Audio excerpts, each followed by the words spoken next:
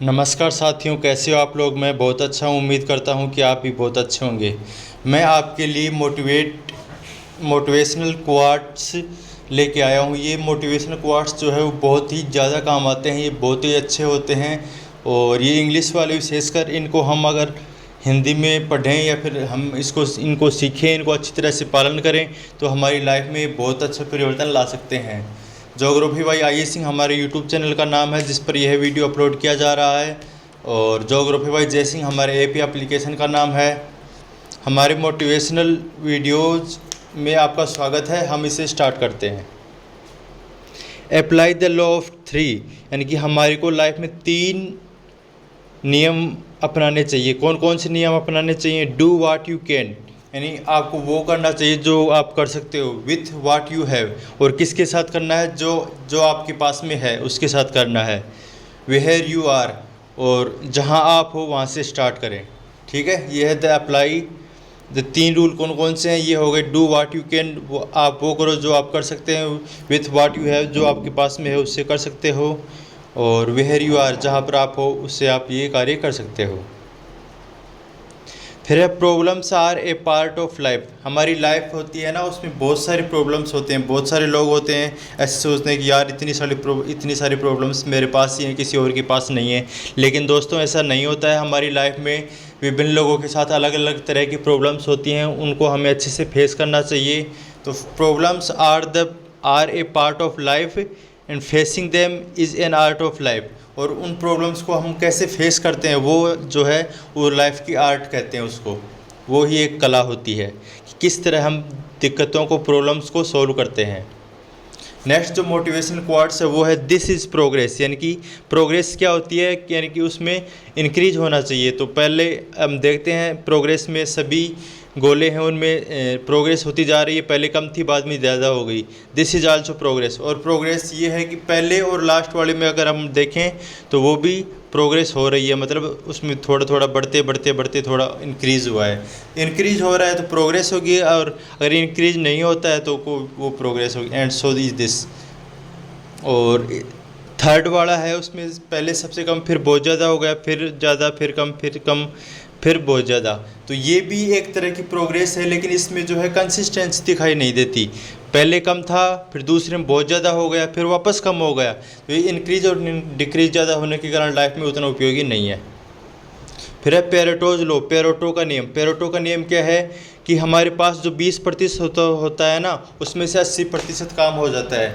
अर्थात एग्ज़ाम में अगर आप 20% मैटर पढ़ते हो तो एग्ज़ाम में आपको 80% मैटर उसमें से मिल जाएगा, और बाकी जो पार्ट होता है उसमें से आपको 20% क्वेश्चंस मिलेंगे। इसका मतलब ये है कि हम जो हैं वो 80% of results steam from 20% of actions. हमारे 20% एक्शन से 80% रिजल्ट का निर्माण होता है। Prioritize and focus on what is important. हमें उस चीज़ पर फोकस करना चाहिए जो अधिक इम्पोर्टेंट हो, जो अधिक प्रभावशाली हो, जो ज़्यादा काम में आए उस चीज़ पे, यानी कि इम्पोर्टेंट पढ़ना चाहिए हमको एग्ज़ाम में। इससे ये भी सीख सकते हैं। फिर जो मोटिवेशनल क्वार्ट्स है उसमें दिया हुआ है कि that is easy, I will do it tomorrow. यानी कि यह शुरू में हम सोचते हैं कि ये टास्क जो है वो बहुत छोटा है, जो पहले डायग्राम में दिखाया हुआ है कि पहले शुरुआत में टास्क बहुत छोटा होता है, और बाद में क्या होता है, फाइनल डे की टास्क बहुत बड़ा हो जाता है, और हम जो है वो उसको छोटा रूप में अब नहीं देख सकते। इसलिए वो है जो है करना असंभव हो जाता है एक तरह से। बाकी असंभव कुछ भी नहीं है लाइफ में दोस्तों। फिर है वाट वी आर फिक्सिंग, और where the real problem is. मतलब हम सोचते कहाँ पे हैं प्रॉब्लम के बारे में, और प्रॉब्लम होती कहाँ पे है। हमको जो है एग्जैक्टली प्रॉब्लम का पता नहीं होता है। हम ऊपर ऊपर से सोचते हैं, लेकिन प्रॉब्लम की जड़ें जो होती हैं वो अलग होती हैं। फिर है बिफोर यू स्टार्ट, आपको स्टार्ट करने से पहले। फिर है ड्यूरिंग द टास्क, टास्क करते समय, यानी पहले जो काम होता है वो बहुत बड़ा होता है, फिर वो जो है वो छोटा हो जाता है, और आफ्टर ए वाइल, और बहुत लंबे टाइम के बाद में जो काम है वो बहुत कम हो जाता है, जिसको हम जो है वो आसानी से कर सकते हैं। तो स्टार्टिंग में कोई भी काम करते हैं बहुत ज़्यादा होता है, फिर उसकी फ्रीक्वेंसी कम होती जाती है ना। ये है। नेक्स्ट जो मोटिवेशनल क्वार्ट्स है या फिर मोटिवेशनल पिक्चर है उसमें दिया हुआ है इंटेंसिटी क्या होता है? तीव्रता, यानी कि स्टार्टिंग में तीव्रता ज़्यादा है, फिर कम होती गई, फिर कम होती गई, फिर कम होती गई, ये तो है इंटेंसिटी। और कंसिस्टेंसी क्या होती है? वो जो काम होता है उसको हम डेली करें, वो होती है कंसिस्टेंसी। यानी कंसिस्टेंसी स्टार्टिंग में ग्राफ एकदम, मतलब इसका मतलब अगर आप डेली 8 घंटे पढ़ते हो तो वही आप कंसिस्टेंट रहें, उसी पे पढ़ते रहें, है ना, ये है कंसिस्टेंसी। फिर है योर प्लान। अपन कैसे सोचते हैं कि ऐसे जाके ऐसे सफल हो जाएंगे, लेकिन एक्चुअल में होता कैसा है? गॉड्स प्लान जिसको हम कहते हैं, बहुत सारी कठिनाई आती हैं, बहुत सारे मार्ग आते हैं, उसमें बहुत सारी प्रॉब्लम्स होती हैं, वो होता है गॉड्स प्लान, या फिर जो एक्चुअल में होता है। फिर I think I can do it, है ना, मैं सोचता हूँ कि मैं इसे कर लूँगा। ये तो है एक तरह का नॉर्मल जो वे होता है वो, लेकिन एक्चुअल में हमें ऐसे नहीं करना चाहिए। हमें क्या करना चाहिए? I believe I can do it. हमें टोटली बिलीव होना चाहिए जो हम काम करते हैं कि हम उसके 100% कर देंगे। ये होता है I believe I can do it. इसमें जो है वो इंटेंसिटी और कंसिस्टेंसी बहुत अच्छी होती हैं। फिर जो नेक्स्ट मोटिवेशनल पिक्चर है उसमें दिया है मल्टीटास्किंग और फोकसिंग। मल्टीटास्किंग में क्या होता है? एक समय में हम बहुत सारे काम करते हैं तो उसके आउटपुट उतने अच्छे नहीं आते। फोकसिंग में क्या है कि एक काम करते हैं उसको बहुत अच्छे से करते हैं और बहुत अच्छे से वो हो जाता है। वह है मल्टीटास्किंग और फोकसिंग। यानी कि हमें जो है वो किसी भी काम के अंदर का फोकस होना चाहिए ना, किसी भी काम को हमें फोकस होके करना चाहिए दोस्तों। ये हो गया मल्टीटास्किंग और फोकसिंग। फोकस होकर करना चाहिए किसी भी काम को सफलता के लिए। फिर व्हाट वी आर फिक्सिंग और वेयर द रियल प्रॉब्लम, ये हो गया अपना।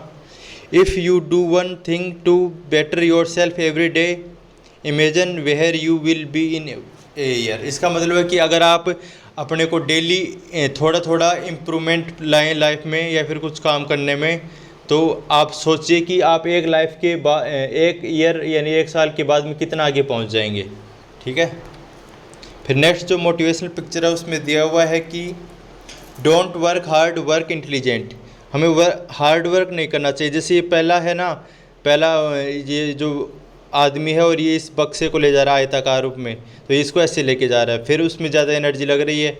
फिर बड़ा बक्सा है उसको भी ऐसे ही लेके जा रहा है, दूसरा बक्सा है उसको भी लेके, और एक दूसरा जो व्यक्ति होगा ना वो क्या कर रहा है कि इस बक्से को गोलाकार बना लेता है। गोलाकार बनाने के बाद में जो है ये बहुत अच्छे से लुढ़केगा, बहुत अच्छे से जाएगा। डोंट वर्क हार्ड, हमें हार्ड वर्क नहीं करना चाहिए, हमें जो है वो इंटेलिजेंसी से वर्क करना चाहिए।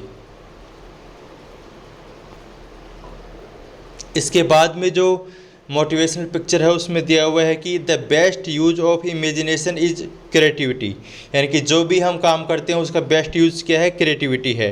और the worst use of imagination is anxiety. और अगर हम किसी भी चीज़ को वर्स्ट तरीके से सोचें तो वो क्या होती है?